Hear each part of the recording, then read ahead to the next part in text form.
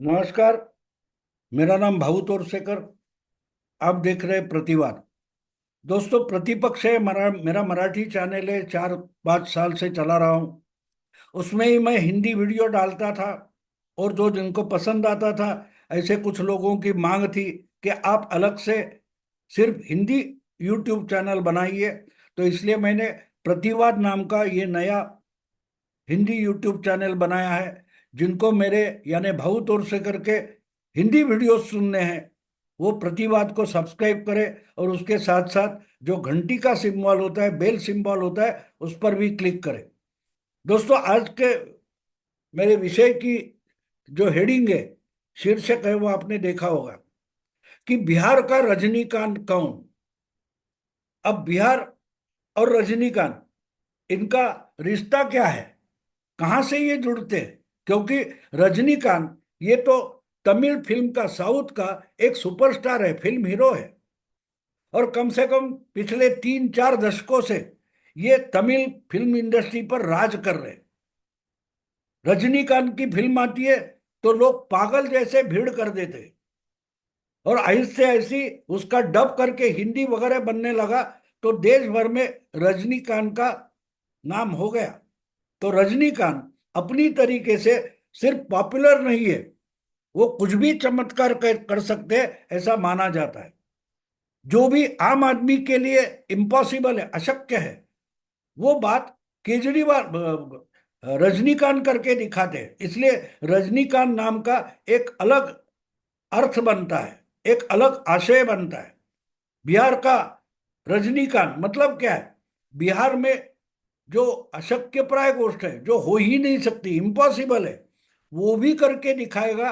उसको लोग क्या कहेंगे? बिहार का रजनीकांत। तो रजनीकांत का मतलब पहले समझ लो। लेकिन आज मैं फिल्मी रजनीकांत की बात नहीं कर रहा हूं। आज मैं आपके सामने बिहार का रजनीकांत कौन, ये विषय जो पेश करने जा रहा हूं, उसके अलग मायने हैं। वो फिल्म का भी रजनीकांत है, साउथ का सुपरस्टार। और तमिल राजनीति का भी रजनीकांत उसमें आता है। इसका कारण ये दोस्तों कि तमिल राजनीति पर हमेशा से पिछले 60-70 साल से फिल्मों का प्रभाव रहा है। फिल्मों का प्रभाव रहा है वहां।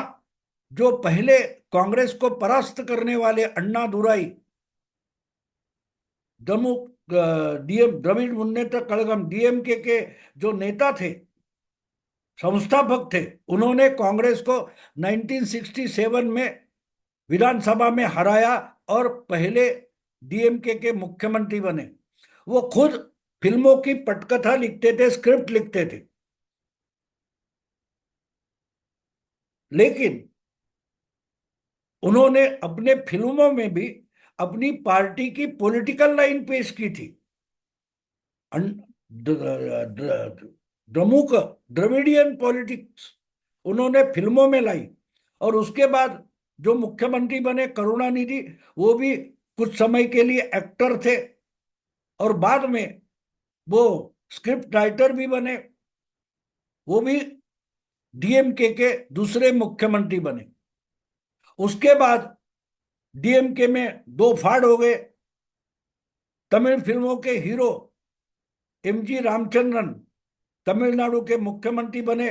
उन्होंने डीएमके पार्टी में फूट डाली और अपनी अलग अन्ना द्रमुक नाम की एडीएमके पार्टी बनाई। फिर उनके फिल्मों की हीरोइन जयललिता, उसको उन्होंने फिल्मों में लाया। और एमजी रामचंद्रन के मृत्यु के बाद जयललिता अन्ना द्रमुक की नेता और तमिलनाडु की मुख्यमंत्री बनी।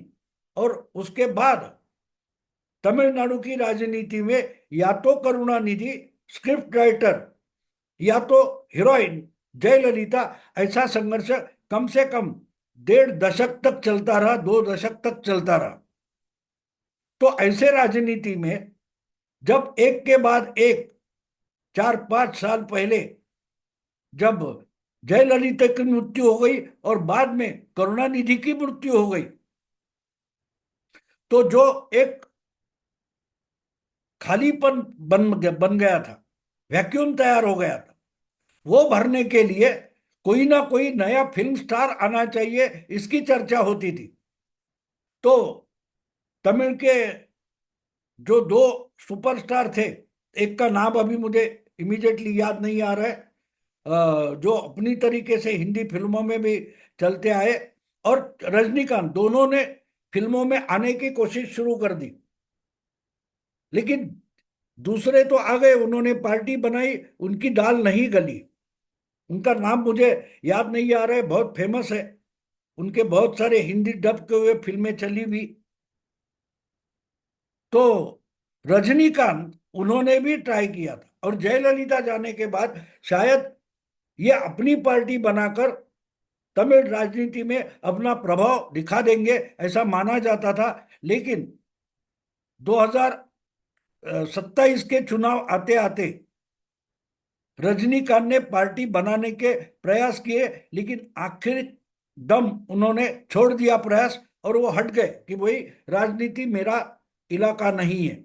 हवा तो उन्होंने पैदा कर दी थी, माहौल बना दिया था कि रजनीकांत की पार्टी बनेगी, और बहुत सारे लोग उनसे ज्वाइन भी हो गए थे। उनका जो फैन क्लब होता है, चहेता वर्ग होता है, उसकी संगठना होती है, उसको लेकर एमजीआर ने और बहुत सारे फिल्म स्टार है, उनके जो फैन क्लब होते हैं, उनकी ही पार्टियां बन जाती है। तो रजनीकांत का जो फैन क्लब था, वो पार्टी बनाने की कोशिश में था, लेकिन बन नहीं पाई। आखिरी मोमेंट पर जब चुनाव नजदीक आ गए, कुछ 8 महीने बचे थे, तो रजनीकांत ने डिक्लेयर कर दिया कि मैं राजनीति में नहीं आऊंगा, मैं पार्टी वगैरह नहीं बनाऊंगा, और मामला हट गया। और फिर डीएमके, अन्ना डीएमके और बाकी पॉलिटिकल पार्टीज की लड़त हो गई। तो ये जो रजनीकांत है, जो पॉलिटिक्स में आना चाहता था, लेकिन आखिरी मोमेंट पर डर गया, हट गया, और राजनीति से दूर रहा। वो जो रजनीकांत है, हीरो नहीं, जो पॉलिटिक्स में आना चाहता था अपनी तरीके से फिल्मों में और गैर राजनीतिक क्षेत्रों में एक हीरो था, वो आखिरी मोमेंट में डर गया, आखिरी क्षण में, और हट गया। बिल्कुल वही वही जो रजनीकांत है, ऐसा रजनीकांत मुझे बिहार की राजनीति में दिखाई दे रहा है, जो राजनीति में आना चाहता है, राजनीति के संबंध में कुछ काम करते करते जिसने अपना नाम बनाया, ऐसे उस शख्स का नाम प्रशांत किशोर है। पिछले 10 सालों से राजनीति और चुनाव की राजनीति में जिसकी किसी भी बड़े पॉपुलर नेता से भी ज्यादा चर्चा हुई है, तो उसका नाम प्रशांत किशोर है। 2014 में भारतीय लोकतंत्र की लोकसभा के चुनाव में जिसनो जो एक बड़ा चमत्कार हो गया, गुजरात का एक मुख्यमंत्री अचानक से बीजेपी का सबसे बड़ा टॉप लीडर बन गया, और उसने दिल्ली की सत्ता का तख्ता पलट करके दिखाया। उसका नाम है नरेंद्र मोदी। लेकिन नरेंद्र मोदी चुनकर आने तक प्रशांत किशोर नाम किसने सुना तक नहीं था। मोदी का जो चुनाव था, उसमें एक अजीब बात थी कि 1980 के बाद 1984 के बाद 8-7 लोकसभा चुनाव हो गए, लेकिन किसी भी एक पार्टी को या किसी भी एक गठबंधन को बहुमत तक नहीं मिलता था। 2000 1989, 1991, 1996, 1998, 98, 99, फिर 2004, 2009, 7 चुनाव हो गए। लेकिन 7 चुनाव में लोकसभा का नतीजा ऐसा रहा कि किसी भी एक पार्टी को कभी बहुमत नहीं मिला, ना कि किसी एक गठबंधन को बहुमत मिला। सरकारें बनती थी, चलती थी, लेकिन राजीव गांधी को 1984 में बहुमत मिलने के बाद किसी सिंगल पार्टी बहुमत या सिंगल गठबंधन का बहुमत नहीं आता था। जो चमत्कार 2014 में हो गया, मोदी जी पहली बार राष्ट्रीय राजनीति में आए, प्रधानमंत्री पद की रेस में आ गए, और उन्होंने एनडीए को सत्ता में लाया। इतना ही नहीं, बीजेपी को अकेले 282 यानी बहुमत के दरवाजे पर लाकर खड़ा कर दिया। तो ये जो चमत्कार हो गया उसका डिकोडिफिकेशन, ये जो अजूबा था उसका आशय और अर्थ निकालने की कोशिश बहुत सारे विश्लेषक करते रहे, और वो आकर वहां अड़ते थे। उनको पता नहीं चलता था कि भाई ऐसा क्या चमत्कार हो गया। तो उस चमत्कार के जो बहुत सारे मायने निकाले गए, उसमें अलग तरीके की नए जमाने की रणनीति और रणनीति बनाने वाली कंपनियां, टेक्नोक्रेट्स, इनकी चर्चा होने लगी। और उसमें मोदी को जिताने वाला कौन है? तो वो प्रशांत किशोर है। प्रशांत किशोर ने नई टेक्नोलॉजी और नया जमाने का नया जो तरीका है वो पॉलिटिक्स में लाया, चुनाव की राजनीति में लाए, और वो मोदी की जीत से शुरू हो गया। उसके बाद आहिस्ते आहिस्ते सोशल मीडिया का इस्तेमाल करो, इलेक्ट्रॉनिक मीडिया का इस्तेमाल करो, डिजिटल मीडिया का इस्तेमाल करो, और ठीक ढंग से करो और चुनाव जीत जाओ। ये तंत्र का जनक किसको माना जाता है? जैसे 1980 में सेफोलॉजी, ये नई बात थी जो प्रणय रॉय लेकर आए थे, और उसके बाद सर्वे सर्वे सर्वे, एग्जिट पोल वगैरह शुरू हो गए। तो 2014 में, यानी 30 साल बाद, एक नई बात इंडियन पॉलिटिक्स में आई, और वो लाने वाले थे प्रशांत किशोर। अलग अलग फिर कंपनियां बनने लगी, इवेंट मैनेजमेंट, या क्या बोलते हैं, इमेज बिल्डिंग, मार्केटिंग, ये बातें पॉलिटिक्स में आ गई, चुनाव के पॉलिटिक्स में आ गई। और वो लाने वाले कौन थे? तो प्रशांत किशोर थे। लेकिन प्रशांत किशोर की जो पॉलिटिकल एम्बिशन थी, महत्वाकांक्षा थी, वो बीजेपी के लिए सीमित नहीं थी, वो मोदी के लिए सीमित नहीं थी। वो बीजेपी को और मोदी को मदद कर रहे थे, और लोकसभा 2014 के चुनाव से पहले ही मदद कर रहे थे। 2012 के गुजरात विधानसभा चुनाव में भी प्रशांत किशोर ने मोदी की मदद की थी, और जब वो लोकसभा के चुनाव में उतरे तब भी उनकी मदद की थी। लेकिन जो मोदी की जीत थी, वो जो अजूबा था, वो चमत्कार था, उससे पूरी राजनीति हिल गई।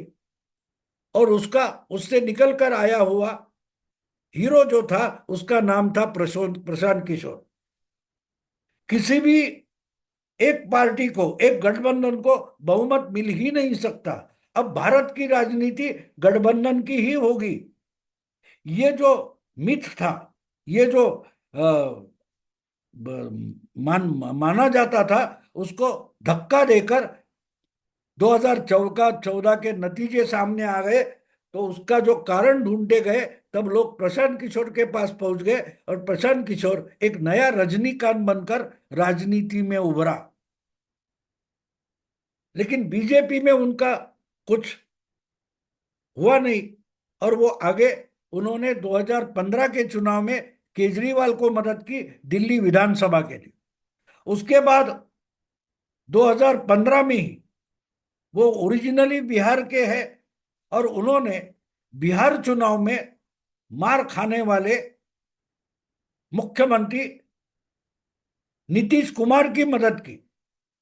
नीतीश कुमार नीतीश कुमार लोकसभा चुनाव से पहले एनडीए से निकल गए थे, और बुरी तरह से बिहार में हार गए थे। और शायद 2015 के विधानसभा चुनाव में उनका सुपड़ा साफ होगा, ऐसा बोला जाता था। लोकसभा में लालू और लालू कांग्रेस और बीजेपी के बीच में सैंडविच बन गए नीतीश कुमार। तो प्रशांत किशोर नीतीश के साथ चले गए, और उन्होंने नीतीश को एक नई रणनीति बनाकर दे दी। नीतीश को लालू के साथ लाया, और फिर से बीजेपी बिहार का विधानसभा चुनाव हार गई, और नीतीश कुमार और लालू जीत गए। और प्रशांत किशोर एक नया रजनीकांत बनकर चुनाव की राजनीति और चुनाव की रणनीति में एक नया रजनीकांत उभर गया। उसके बाद उन्होंने बहुत सारे लोगों को मदद की है। तमिलनाडु में स्टालिन की मदद की है, फिर आंध्रा में जगन मोहन रेड्डी की मदद की। उन्होंने पंजाब में अमरिंदर सिंह को 2017 में मदद की, बहुत सारे लोगों को मदद की। लेकिन दूसरों की रणनीति बनाने वाले कम, ममता दीदी को अभी पिछले 2022 में मदद की। कहने का मतलब ये है कि प्रशांत किशोर रणनीति और राजनीति में जो रजनीकांत बनकर उभरे, वो भी अपनी पॉलिटिकल पार्टी बनाने की कोशिश करने लगे हैं पिछले 2-3 साल से। लगे हुए कि बिहार की राजनीति में बदल कर दिखाऊंगा, और वो खुद मानो एक तरीके से राजनेता बन गए। जैसे 3-4 साल ओरिजिनल रजनीकांत फिल्मों से निकलकर तमिल राजनीति में आना चाहते थे, अपनी पार्टी बनाना चाहते थे, लेकिन हट गए। प्रशांत किशोर वैसे ही बिहार की राजनीति बदलने का अजूबा करने निकले थे, और पिछले 2 साल से 3 साल से वो प्रयास कर रहे हैं। जनसुराज्य यात्रा वगैरह उन्होंने निकाली, जनसुराज्य नाम की एक संगठन बनाने की कोशिश किए, और वो बार बार बोल रहे हैं कि लालू हो या नीतीश कुमार हो या बीजेपी हो, वो तीनों को मैं बिहार के विधानसभा चुनाव में हरा कर दिखाऊंगा। उनकी हार होगी और बिहार में एक नई राजनीति शुरू होगी। ये बात पिछले 3 साल से अलग अलग इंटरव्यू में प्रशांत किशोर बता रहे। तो एक तरीके से 2014 में राजनीति में उभरे ये जो रणनीति का रजनीकांत है, वो अपनी पॉलिटिकल पार्टी बनाने की कोशिश कर रहे हैं। वो बिल्कुल ओरिजिनल रजनीकांत जैसा प्रयास है। वो फिल्मों से निकलकर राजनीति में आना चाहते थे। ये रणनीतिकार और कॉरपोरेट जगत से निकलकर राजनीति के चुनाव की राजनीति करने आए। लेकिन उनकी पार्टी अगले विधानसभा चुनाव में 25वें नवंबर में जो बिहार का विधानसभा चुनाव होने वाला है, वहां तक इनकी हालत क्या होगी वो देखना जरूरी है। क्या ओरिजिनल रजनीकांत जैसे चुनाव आसपास आने के बाद प्रशांत किशोर भी डरकर भाग जाएंगे? अगर भाग गए तो उनको राजनीति की रणनीति का रजनीकांत धूम दबाकर भाग गया बोलना पड़ेगा। तो इसलिए मुझे लगता है कि बिहार का जो चुनाव अगले नवंबर में होने वाला है, 10 महीने के बाद, वहां तक ये बिहार के रजनीकांत है या नहीं, ये प्रशांत किशोर हमको दिखाएंगे। तब तक रुकेंगे, मैं यही रुकता हूं। अगर वीडियो पसंद आए तो लाइक कीजिए, शेयर कीजिए, और प्रतिवाद को सब्सक्राइब कीजिए। नमस्कार।